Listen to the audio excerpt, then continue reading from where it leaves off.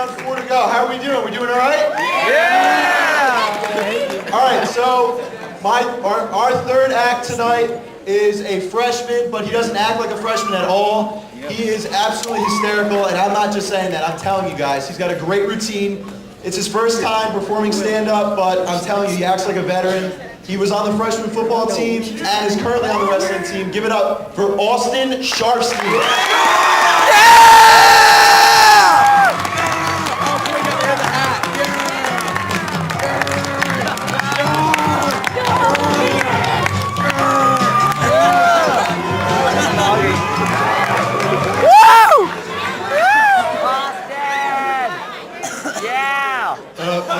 They call it stand-up comedy. Not tonight. All right, so have you noticed that all the news is bad news on TV? They never show any good news. Everything is either a shooting or a flood. I don't know, you turn on, a flood, a shooting. But I tend to gravitate towards the really interesting floods or shootings. Like the flood that destroys the orphanage.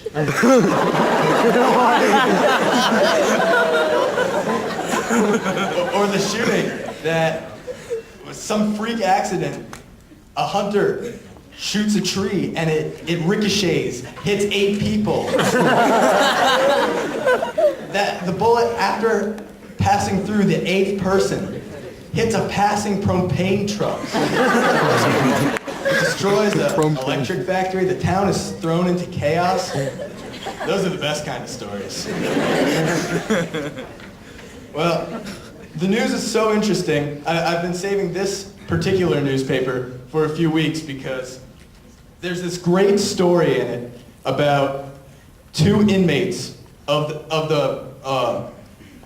the jail that's right by the Trenton Titans. If you probably pass it every time.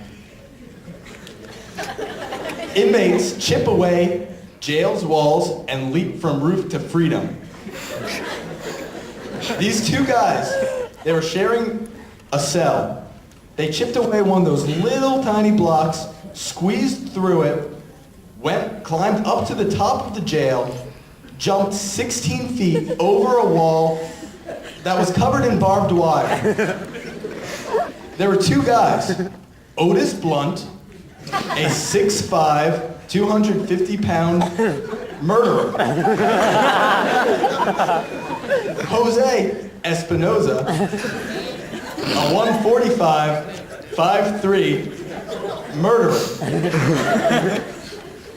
Now, for Jose, I can see him squeezing his way through that little tiny block. But for Otis, how did he fit through that, man? I mean, how much prison butter did he have to smuggle into his cell to lube himself up enough to squeeze through that tiny little hole and then, let alone, not slip from the wall while climbing all the way to the top? Then, they had to jump, which I can see Otis Blunt doing because I expect him to be pretty athletic. I mean, he is a murderer. But Jose seems very short and stocky. How could he make that jump? And then, police say that on the other side of the wall, there are 2 sets of footprints going in completely opposite directions. It's like these guys weren't even friends. They just thought up, yo, let's chip out of a wall and jump. But once they get to the bottom, it must have been the most awkward experience because first comes Otis,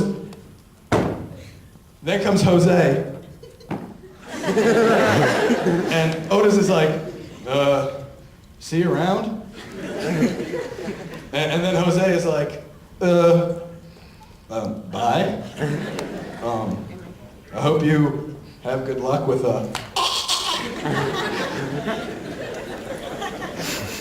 But that's not the only reason I saved this newspaper.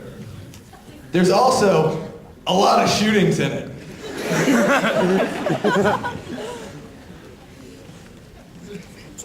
Let me just find them.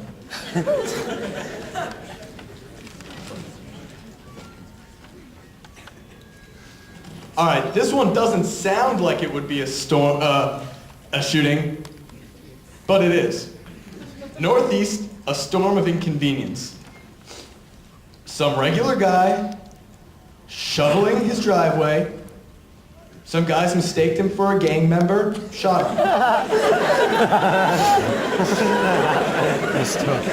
Understandable. Well, this one isn't so, it's pretty obvious. Stray bullet kills woman near home. All right. Not too interesting.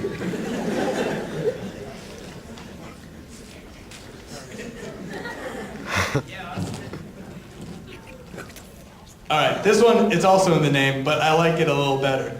Real estate executive with hand in Trump projects gets shot. But my favorite story of a shooting, I saw this on the news like a week ago. So then the announcer guy comes on and he's like, a woman in the Trenton area has been shot in the face. She is in critical condition, but doctors say she's gonna be okay. Now, just get me right. How are you okay after you got shot in the face? Like, what portion of the face can you get shot in and not die? Isn't there like a brain somewhere in there? And what will you say to that person after they get shot? I mean, it's like, did you get shot in the face? And they don't answer because they got shot in the face. Or maybe they answer something like this. All right, so that's my time, and see you guys later.